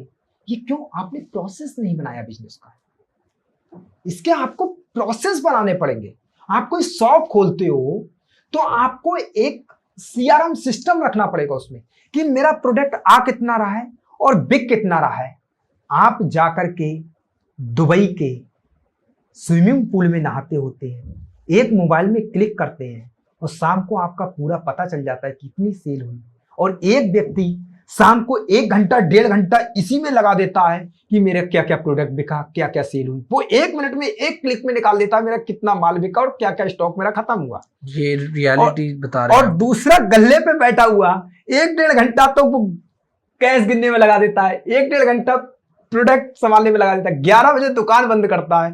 बीवी बच्चे परेशान होते हैं तो वो 3 घंटे उसने बर्बाद किए, वो बीवी बच्चों के लिए दे सकता था ना। तो आपको प्रोसेस बनाना पड़ेगी। बस टाइम उतना ही है शिवम सर, 24 घंटे का ही टाइम है। बस एक व्यक्ति मुंबई में बैठ के हजारियों बिजनेस को रन कर रहा है, टाइम तो 24 घंटा ही है ना। वो अगर ये सोचता मैं अपने गल्ले पे बैठ के बिजनेस संभालूंगा, हजारियों बिजनेस नहीं संभाल पाता। एक व्यक्ति एक दुकान को संभाल पा रहा है, वो 10 एम्प्लॉय भी साथ में रखे हुआ है, फिर भी उसको पसीना आ रहा है, टपक रहा है, शाम के 11 बजे सबसे जा रहा है, शटर खुद ही लगा रहा है, खुद ही खोल रहा है, मेहनत भी कर रहा है, फिर भी उसका रेवेन्यू 0। राइट। तो कहने का तात्पर्य आप प्रोसेस किस लेवल का कर रहे हो। टाइम मैनेजमेंट आप 1 घंटे में पूरा बना सकते हो और वही आपको 1 साल में नहीं बन पाएगा।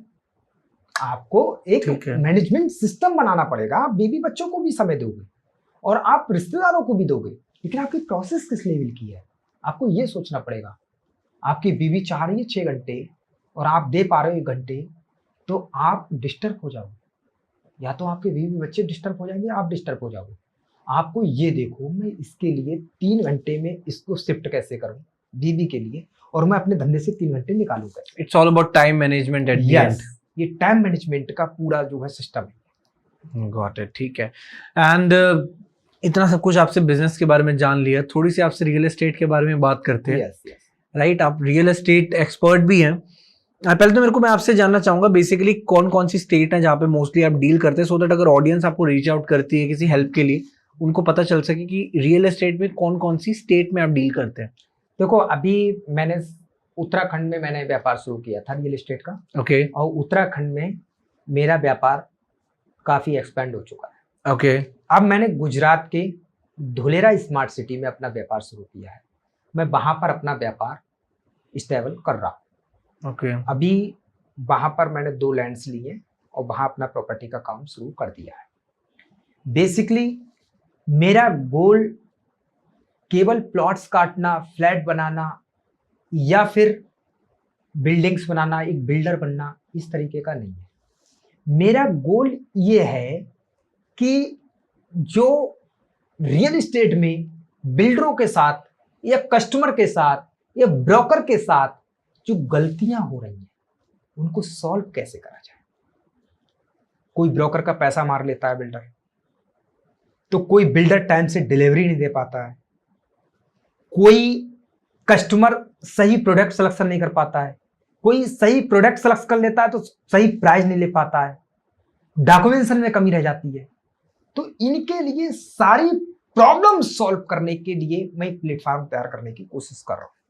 मेरा आगे का जो एम है वो मैं चाहता हूं कि जो भी बिल्डर या जो कस्टमर या जो ब्रोकर या जो आप कह सकते हो इन्वेस्टर, ये रियल एस्टेट से बहुत सारे लोग जुड़े हुए होते हैं, इनके लिए जो जो प्रॉब्लम हो रही है उनके लिए वन विंडो सॉल्यूशन कैसे बनाया जाए, मैं इसके लिए काम करने की पूरी कोशिश कर रहा हूं। इसी पे मेरी प्रॉब्लम, इसी पे मेरे प्रोडक्ट पे काम चल रहा है। आपको बताऊं शिवम सर, आप 10 लाख रुपए लेके खड़े हो जाओ, ठीक है, किसी भी चौराहे पे आप जाकर के मुझे कि प्रॉपर्टी में इन्वेस्ट करना है, प्रॉपर्टी में इन्वेस्ट करना है, 10 लोग, सैकड़ों लोग आपको इन्वेस्ट कराने के लिए आ जाएंगे। 10 लाख रुपए मैं लगवा देता हूँ, यहाँ लगा दूंगा, वहां लगवा दूंगा, लेकिन बेसिकली आप चाहते क्या हो उसके अकॉर्डिंग कोई नहीं लगवा पाएगा। कि 10 लाख रुपए में आपको दिल्ली एनसीआर के अंदर फ्लैट थोड़ी नहीं दिला देगा कोई, लेकिन आपको सही गाइडेंस कौन दे कि मैं 10 लाख रुपए में इन्वेस्ट कहां करूं, जो मैं दिल्ली एनसीआर में तो नहीं ले पा रहा हूं, लेकिन ग्रोथ मुझको इसी लेवल की मिलनी चाहिए, तो मुझको सही गाइडेंस कहां मिलेगी। तो हम ऐसा प्लेटफॉर्म शुरू करना चाहते हैं। दूसरा, मैं रुद्रपुर का बिल्डर हूं, ब्रोकर हूं रुद्रपुर का, और मैं दिल्ली एनसीआर के लिए कोई प्रॉपर्टी मांग रहा है, तो मैं रुद्रपुर का ब्रोकर हूं और मैं दिल्ली एनसीआर के अंदर प्रॉपर्टी दिला ही नहीं सकता हूं। तो मैं उसके लिए प्रॉपर्टी रिसर्च करके कहां से लाऊं कि जो दिल्ली एनसीआर के अंदर प्रॉपर्टी दिला सके, तो ब्रोकर के लिए ये सॉल्व करा दूंगा। अगर आपने दिल्ली एनसीआर में कोई ब्रोकर ढूंढ भी लिया तो मेरा पैसा मारा ना जाए, मैंने डील करा दी, या कस्टमर डायरेक्ट ना पहुंच जाए उसके साथ। इस प्लेटफॉर्म को कैसे मैनेज करना है ये सब हम करेंगे। तीसरा, हमारी कंपनी इन्वेस्टर के लिए अगर कोई पैसा लगाती है, झूठे कमिटमेंट करता है बिल्डर कि आपका पैसा इतना ग्रो हो जाएगा, ऐसे हो जाएगा, तो इसको सही गाइडेंस कैसे देगी वो हमारी कंपनी काम करेगी। तीसरा, अगर किसी भी बिल्डर ने उसके साथ चीटिंग करी है और एग्जिट करने में दिक्कत कर रहा है, तो भी उस प्रॉब्लम को भी निवारण करने के लिए हमारी कंपनी करेगी। हम इस प्लेटफॉर्म पे हम काम करना चाहते हैं। And I guess definitely ये चीजें आपकी लाइफ में सॉल्व होती रहेंगी जिससे कि आपका बिजनेस और ग्रो हो, because if you have a problem solving business, definitely no one can stop you. Yes, ठीक है। चलिए मेरे को ये बताइए कि रियल एस्टेट के बारे में एक बहुत बड़ा मिथ है, जो क्वेश्चन मैंने आपसे शायद ऑफ द कैमरा भी पूछा था, कि क्या होता है कि हर एक इंसान अपनी लाइफ में ना एक प्लॉट लेना चाहता है, एक घर लेना चाहता है, जमीन लेना चाहता है, उसका एक सपना होता है कि यार मैं जमीन लूं और इस जमीन में मैं अपना बढ़िया सा शानदार घर बनाऊं। लेकिन आज की डेट में अगर आपको मैं कहूं कि जमीन लेना एक मिडिल क्लास के लिए इम्पॉसिबल हो चुका है, क्योंकि जमीन के रेट्स ही बहुत ज्यादा बढ़ चुके हैं। चाहे वो दिल्ली एनसीआर हो, चाहे वो दिल्ली हो, चाहे उसके आउटर बाउंड्रीज के भी कुछ ऐसी स्टेट्स हो। तो एक इंसान अगर लेट सपोज प्लॉट नहीं ले पा रहा, तो क्या उसे फ्लैट लेना चाहिए? फ्लैट लेना एक उसकी मजबूरी बन चुकी है, तब वो फ्लैट ले रहा है। आपने पहला ही क्वेश्चन ये करा था, लेना तो वो प्लॉट चाह रहा था, लेकिन प्लॉट उसको अफोर्ड नहीं कर पा रहा है, इसलिए फ्लैट में जा रहा है। राइट। फ्लैट बना क्यों? फ्लैट इसीलिए बना, लोग जो है अफोर्ड नहीं कर पा रहे थे, तो उसने कही कि भाई नीचे वाली मंजिल मेरी हो गई, ऊपर वाली तू ले ले। उसमें बंटवारा कर लिया प्रॉपर्टी का। पहले क्या होता था, बड़ी प्रॉपर्टी होती थी, उसके प्लॉट में टुकड़े कर दिए जाते थे। राइट। उसके बाद वो भी महंगी हो गई, तो उन्होंने कहा चल नीचे वाली बिल्डिंग मेरी हो गई, ऊपर वाली तू ले ले। ठीक है। फिर कहीं तीसरा कस्टमर आ गया, अब उसने कहा तीसरी बिल्डिंग में और बना देता हूं। फिर चौथा आ गया, तो चौथी बिल्डिंग और बना देता हूं। इस तरह से फ्लैट के जो है निर्माण हुए थे, आपको बताऊं, धीरे धीरे करके, क्योंकि महंगाई बढ़ती रही तो प्लॉट्स, लेकिन वो एक मजबूरी का कारण बना, एक मजबूरी थी जो फ्लैट के अंदर घुसना चाहा।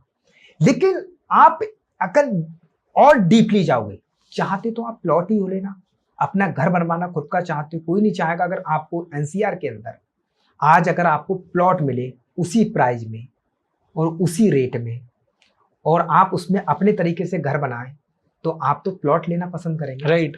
प्लॉट लेना, लेकिन आप नहीं ले पा रहे, तो इसमें आपको फ्यूचर के बारे में सोचना पड़ेगा। जैसे कि जब दिल्ली एनसीआर में प्रॉपर्टी महंगी हुई थी, तो लोगों ने गुड़गांव में इन्वेस्ट किया था। गुड़गांव 50 किलोमीटर की दूरी पे था। किसी ने सोचा था कि गुड़गांव इतना महंगा शहर बन जाएगा? किसी ने नहीं सोचा ना। लेकिन जो फ्यूचर को कंट्रोल करने वाले लोग होते हैं, उन्होंने वहां इन्वेस्ट किया। आज दिल्ली एनसीआर में देखोगे तो गुड़गांव से सस्ती प्रॉपर्टी है। आज गुड़गांव दिल्ली एनसीआर से भी एक्सपेंसिव हो गया गुड़गांव। राइट। ज्यादा महंगा हो गया। लेकिन हुआ क्या, प्लॉट्स में इन्वेस्ट करना चाह रहे थे लोग, दिल्ली एनसीआर में प्लॉट्स मिल नहीं रहे थे, तो लोग थोड़ी दूरी पर जाने लगे। दिल्ली जयपुर हाईवे बन रहा था, तो बोले कि हाईवे बन के तैयार हुआ, तो हमारी फिर किलोमीटर से उसने नहीं देखा, उसने फिर मिनट्स देखे कि 20 से 25 मिनट की दूरी है मात्र, हम पहुंच जाएंगे वहां पर। लोग वहां प्लॉट्स में इन्वेस्टमेंट करने लगे, लोगों ने इन्वेस्टमेंट किया प्लॉट्स में जाकर। ऐसे ही नोएडा भी दिल्ली एनसीआर में ऐसे ही बना। जब दिल्ली में प्लॉट नहीं ले पा रहे थे, तो नोएडा में पहुंचे लोग। आपको अगर प्लॉट्स में ही इन्वेस्टमेंट करने का माइंडसेट है, तो आप जिधर शहर एक्सपेंड कर रहा है, आप उससे 10 किलोमीटर, अब दायरा मैं इसको थोड़ा क्लियर कर देता हूं, दायरा शहर के अकॉर्डिंग होता है। जैसे कि आपका 300-400 किलोमीटर का शहर है, दिल्ली को ले लेते हैं, मान लीजिए 300-400 स्क्वायर किलोमीटर का शहर है, तो आप 10 किलोमीटर दूर भी या 15 किलोमीटर दूर भी चले जाओगे, तो बढ़ने में टाइम नहीं लगेगा, 4-5 साल में 10-15 किलोमीटर दूर पहुंच जाएगा शहर। तो आप अगर बड़े शहर में हो, तो 10 किलोमीटर दूरी पे जाकर के प्लॉट में इन्वेस्ट कर दो, आपको मिल जाएंगे सस्ते। जैसे जेवर एयरपोर्ट पे अभी इन्वेस्टमेंट हो रहा है, लेकिन सही प्रॉपर्टी, सही लोग, सही जगह होनी चाहिए, तब आप इन्वेस्टमेंट करें। अगर आपने वहां इन्वेस्ट, प्लॉट में आपका माइंडसेट था, एक दिन जो दिल्ली एनसीआर में आपको पीपल दिख रहे हैं, पब्लिक दिख रही है, आपको इंफ्रास्ट्रक्चर दिख रहा है, बिल्डिंग्स दिख रही हैं, वो आपको जेवर पे भी दिखने लगेंगे, वो आपको गुड़गांव के अंदर दिखने लगे। ऐसे करके आपको शहर से थोड़ा सा दूरी पे, जिधर शहर एक्सपेंड कर रहा है, वहां जाके प्लॉट्स ले सकते हो। लेकिन अगर इन्वेस्टमेंट करने का माइंडसेट है, तो प्लॉट्स होना चाहिए। अब आती है फ्लैट्स की बात। फ्लैट में आप जो जॉब करने वाले लोग हैं, वो क्या सोचते हैं कि मुझे क्या है, 1 करोड़ का फ्लैट लेना है, 20 लाख रुपए डाउन पेमेंट देना है, 80 लाख रुपए मेरा लोन हो जाएगा जी। 80 लाख रुपए लोन की जो ईएमआई आएगी, वो मेरा एक्सपेंसेस में चला जाएगा, मेरे टैक्स बच जाएंगे, मेरे टैक्सेस बच जाएंगे। जो वहां से मेरा ईएमआई आएगी, उससे जो ईएमआई आएगी, वो वहां से मेरा रेंट आ जाएगा जी, उससे ईएमआई पे कर दूंगा, थोड़ी बहुत और मिला करके ईएमआई पे, तो मेरी एक प्रॉपर्टी बन जाएगी। तो इस तरीके का अगर माइंडसेट है, तो व्यक्ति फ्लैट में इन्वेस्टमेंट कर सकता है। गलत कोई भी नहीं है, मैं किसी के लिए, लेकिन अगर हाई ग्रोथ चाहते हो तो प्लॉट में ही मिलेगी आपको। अगर रिटर्न के लिए कर रहे हो और हाई ग्रोथ के लिए कर रहे हो तो आपको प्लॉट्स में ही मिलेगी, वो आपको फ्लैट में नहीं मिलेगी, क्योंकि फ्लैट एक लेवल पे जाके आपका डैमेज होने लगेगा। उसके मेंटेनेंस कराने के झंझट, दूसरा किराएदार ढूंढने का, 3 महीने रहा, कोई 4 महीने रहा, ब्रोकरी लेके ब्रोकर चला गया दिलवाने वाला, फिर उसके बाद कोई और देख रहे हो, 6 महीने फिर खाली रह गया फ्लैट, फिर तो आपका फिर मेंटेनेंस करा के दो, दूसरा वो आया और दूसरा किराएदार आया तो अपने तरीके से वो फिर करवाएगा उसमें इनोवेट, तो आपको तो झंझट रहेंगे ये। तो अगर आप एक ग्रोथ चाहते हो अच्छी तो प्लॉट में इन्वेस्टमेंट करो, लेकिन आप टैक्सेस बचाना है आपको अपना एक दिखाना है लोगों को, मेरे इतने फ्लैट्स पड़े हैं, इतनी चीजें पड़ी हैं, तो आप फ्लैट में जा सकते हो, वो आपका अपना माइंडसेट है। Got it. और देखिए क्या होता है कि आज की डेट में ना बिल्डर्स भी बहुत ज्यादा स्कैम करने लग गए हैं, तो मैं आपसे ये पूछना चाहूंगा कि अगर किसी बिल्डर पर ट्रस्ट करना हो तो क्या क्या वो फैक्टर्स देखे एक इंसान, और क्या जो बड़े बड़े ब्रांड्स हैं, let suppose signature global, right, Bhutani, ऐसे बड़े बड़े नाम हैं, तो इन पे ही सीधा जाके ट्रस्ट करें या छोटे बिल्डर्स पे भी ट्रस्ट कर सकता है कि इंसान कोई भी फ्लैट लेने से पहले? इसमें मैं आपको बताऊं 2 चीजों में फेस कर रहा है व्यक्ति इस समय, ये बहुत बड़ी मेजर प्रॉब्लम है। बड़े बिल्डर्स के पास जा रहा है तो वो महंगा बहुत पड़ रहा है, और छोटे बिल्डर के पास जा रहा है तो उसको ट्रस्ट की कमी रह रही है, राइट। ये दोनों समस्याएं हैं। बड़े बिल्डर्स उसी 1 करोड़ वाले फ्लैट को 2.5 करोड़ में बेच रहे हैं, 2 करोड़ में बेच रहे हैं, और छोटा बिल्डर है वो 1 करोड़ में दे रहा है तो उससे ये डर लग रहा है कि इसके डॉक्यूमेंट्स में कहीं कमी ना हो, इसकी उसमें कोई प्रॉब्लम ना आ जाए। तो इसके लिए 2017 से पहले तो प्रॉब्लम थी, लेकिन 2017 के बाद प्रॉब्लम नहीं है। रेरा एक ऐसा मीडिएटर बनाया है सरकार ने, उसमें जाकर के उस प्रोडक्ट को नंबर डाल के, रेरा नंबर डाल के आप पूरी उसकी हिस्ट्री निकाल सकते हो, उसका पूरा आगे का फ्यूचर भी निकाल सकते हो, इसने क्या क्या कमिटमेंट किए हैं, क्या क्या ये देना चाहता है। अगर रेरा में रजिस्टर्ड बिल्डर है तो वो ट्रस्टेबल होगा। दूसरी चीज, सबसे बड़ी गलती क्या करते हैं लोग, रेरा रजिस्ट्रेशन तो देख लेते हैं, लेकिन वो देखते नहीं है कि कितने फ्लैट्स का रजिस्ट्रेशन कराया उसने या कितनी लैंड का रजिस्ट्रेशन कराया है, इस चक्कर में फंस जाता है। और ये भी देख सकते हैं हम, यस, अगर 20 एकड़ की लैंड है, उसने 3 एकड़ या 4 एकड़ अप्रूवल करा ली और रेरा में रजिस्ट्रेशन करा दिया, वो 20 एकड़ में आपको प्लॉट्स बेच रहा है प्री रेवेन्यू के रूप, प्री बुकिंग के रूप में, कहीं कैसे भी आपको, तो आप उसमें मत जाइए, आप उसमें जाइए जो अप्रूवल हो चुकी है साइट, उसके पूरे डॉक्यूमेंट्स चेक कीजिए और लीगल बनवा लीजिए। उसके लीगल जो एडवोकेट आते हैं उनसे लीगल बनवा लीजिए। आप उसमें जब कोई भी चीज खरीद रहे हो तो लीगल उसकी बनवा लीजिए। दूसरा, उसका जो है बिल्डर है, वो मैंने पहले भी कहा था फाउंडर फेस वैल्यू रखता है, तो जो बिल्डर है उसकी बैकग्राउंड हिस्ट्री भी चेक कीजिए, उसने कहाँ कहाँ काम किया है, कैसे कैसे काम किया है, और क्रॉस चेक कीजिए आप उसके बारे में। जिन पुराने लोगों ने जो फ्लैट्स ले रखे हैं उनसे भी आप उसका डाटा निकलवा सकते, कोई प्रॉब्लम तो नहीं आई या कोई आज तक कोई चीटिंग तो नहीं है। इस तरीके से आप अगर छोटे बिल्डर के पास भी जा सकते हो, तो कभी ना कभी तो बड़ा बिल्डर भी छोटा था ना, राइट, टोटली। ये ऐसा कोई नहीं है कि छोटा बिल्डर फ्रॉड करता है, बड़ा बिल्डर नहीं करता है, फ्रॉड तो कोई भी कर सकता है। Got it. चलिए एक चीज मेरे को बताइए कि आज की डेट में अगर मैं पूछूं कि अगर किसी इंसान को प्रॉपर्टी लेनी है तो लोन लेना प्रॉपर्टी पे, is it a good decision? Yes, 100%। अगर लोन लेके आप प्रॉपर्टी खरीदते हो, क्योंकि एसेट्स है वो, अगर आपने 10 लाख रुपए का लोन लिया और 10 लाख रुपए का प्लॉट्स में इन्वेस्ट किया, तो 20 साल में आपका 10 लाख का जाता है 20 लाख, और वो 10 लाख का प्लॉट आपका 1 करोड़ का बन सकता है, 50 लाख का बन सकता है।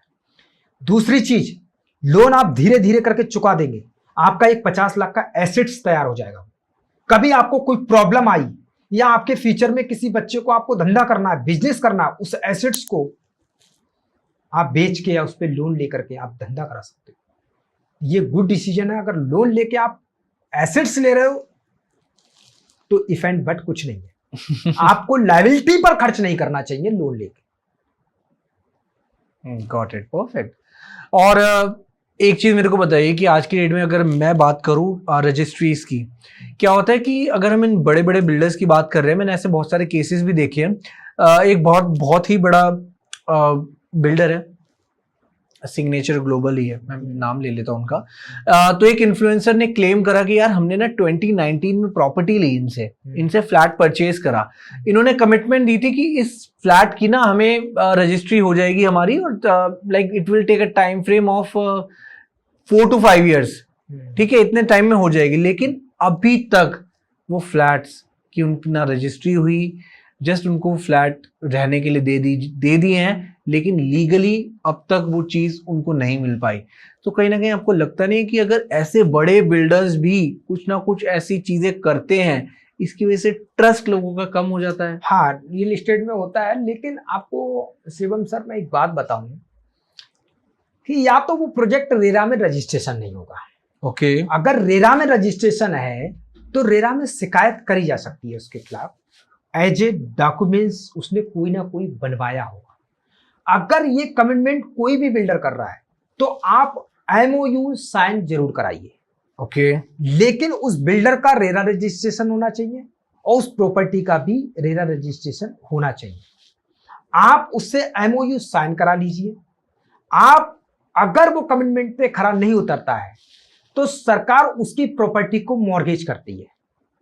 तो वो प्रॉपर्टी उसके पास में मॉर्गेज होती है, रेरा के पास में जो मॉर्गेज होती है, उसको बेच के आपके लिए कुछ ना कुछ मुआवजा के रूप में जरूर देगा रेरा। तो पवन जी, मैं आपसे एक चीज पूछना चाहूंगा कि क्या हो जाता है कि कभी ना ऐसी ऐसी आ जाती है, कोई बिजनेस स्टार्ट करना चाह रहे हो, जैसे भी हमने बात करी बिजनेस के क्या क्या फॉर्मूले होते हैं, कौन से वो 3 P's होते हैं। सो किसी को लेकिन अब रियल एस्टेट के बिजनेस में आना है, वो चाहता है कि वो एक ऐसा इंसान बने जो रियल एस्टेट से कमाई कर सके, क्योंकि आपको पता है रियल एस्टेट के जो रिटर्न्स है वो बहुत ही ज्यादा स्ट्रांग होते हैं एज कंपेयर टू और जो बिजनेस होते हैं।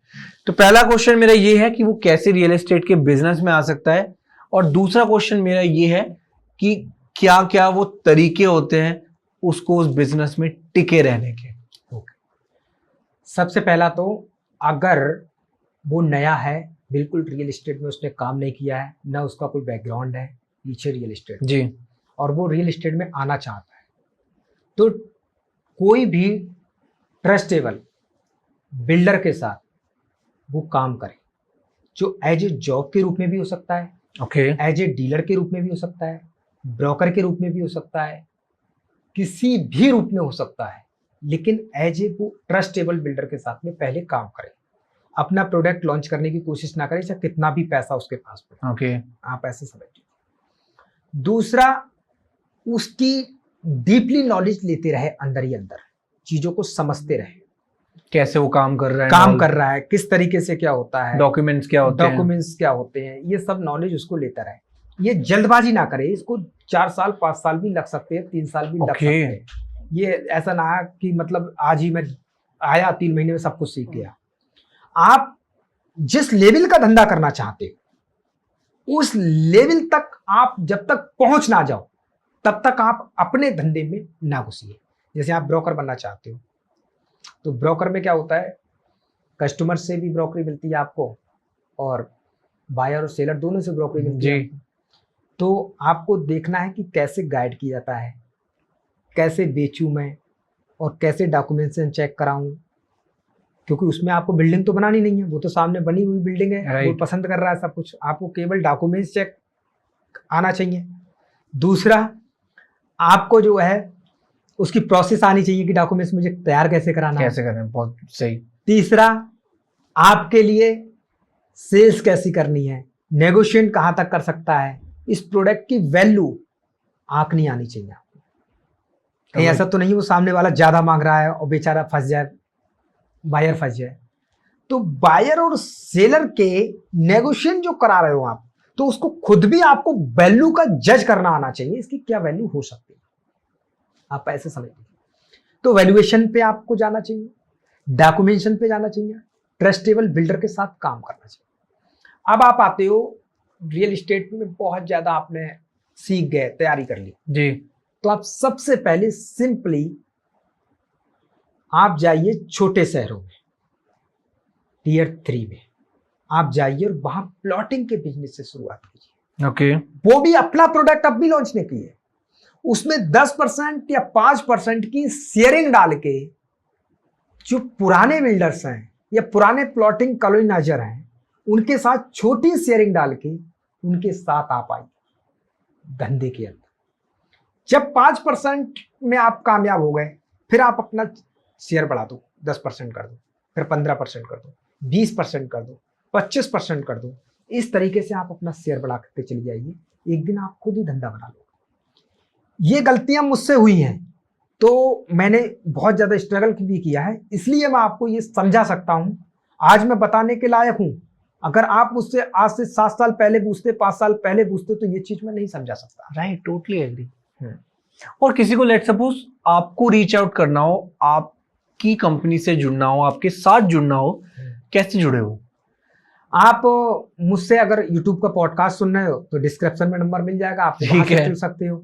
दूसरा, मेरी वेबसाइट है कुहू बिल्डकॉन लिमिटेड नाम से। दूसरा, कुहू रियलिटी नाम से मेरा पोर्टल आने वाला है, उस पर आप रजिस्ट्रेशन कर सकते हो। उस पर आप रियल एस्टेट से कुछ भी अगर आप चाहते हो तो उस पर रजिस्ट्रेशन कर सकते हो। आप कस्टमर बनना चाहते हो तब भी, आप बिल्डर्स हो, कोई प्रॉब्लम सॉल्व नहीं हो रही है तब भी जुड़ सकते हो। उसमें अपना प्रोडक्ट बेचना चाहते हो तब भी जुड़ सकते हो आप। उसमें आप कुछ सीखना चाहते हो तब भी जुड़ सकते हो। वो मेरा प्रोडक्ट लॉन्च होने वाला है, मंथ के लास्ट में लॉन्च हो जाएगा, कुहू रियलिटी नाम से। कुहू रियलिटी, हाँ, वो मेरा जो है अपना प्रोडक्ट होगा, उस पर आप रजिस्ट्रेशन कर सकते हो जी। हमारे चैनल पार्टनर बन सकते हो, उसमें आ सकते हो साथ। परफेक्ट, मतलब इजी है आपसे भी जुड़ना, लेकिन अगर विल होनी चाहिए। यस, आपकी इच्छा होनी चाहिए, चाहत होनी चाहिए। ठीक है सर, ठीक है, perfect. And thank you so much Pawan ji. And जिस तरीके से चीजें समझाई हैं बिजनेस को लेकर, आई गेस ये पॉडकास्ट भी कम है, क्योंकि बहुत बड़ा टॉपिक है बिजनेस का। क्योंकि बिजनेस को अगर डीपली तरीके से समझे तो काफी ऐसे पॉइंट्स हैं जो रह भी गए हैं। और अगर कोई आपको कांटेक्ट करे और आपको देखे, आपको सोशल मीडिया पर, डेफिनेटली उसके आंसर्स मिल जाएंगे अगर वो आपके पॉडकास्ट भी देखता है तो। क्योंकि जरूरी नहीं है कि हम एक पॉडकास्ट में सब कुछ करें। और डेफिनेटली हमारा जो नेक्स्ट पॉडकास्ट होगा वो और डीप डाइव तरीके से हम बिजनेस को समझेंगे। एंड जिन लोगों ने भी यहाँ तक पॉडकास्ट देखे, डेफिनेटली वो लोग समझ गए होंगे, यंगस्टर स्पेशली, कि बिजनेस कैसे काम करता है, कैसे रन करता है, क्या क्या चीजें चाहिए होती है, माइंडसेट क्या चाहिए होता है, सबसे इंपॉर्टेंट है विल। अगर आपकी इच्छा है किसी काम को तो ही आप कर सकते हैं, अगर आपकी इच्छा ही नहीं है तो कुछ नहीं कर सकते। चाहे वो बिजनेस हो, चाहे वो कोई भी काम हो इस दुनिया का, कोई आपसे कुछ नहीं करवा सकता। लेकिन हाँ, एक पॉजिटिव माइंडसेट, एक बिजनेस माइंडसेट आपका जरूर होना चाहिए एक बिजनेस को स्टार्ट करने से पहले। तो मिलते हैं आपसे ऐसे ही अमेजिंग गेस्ट के साथ और जानेंगे इनसे और रियल एस्टेट की बातें। क्योंकि रियल एस्टेट के बारे में अगर हम बात करें तो पॉडकास्ट काफी छोटा रह जाता है।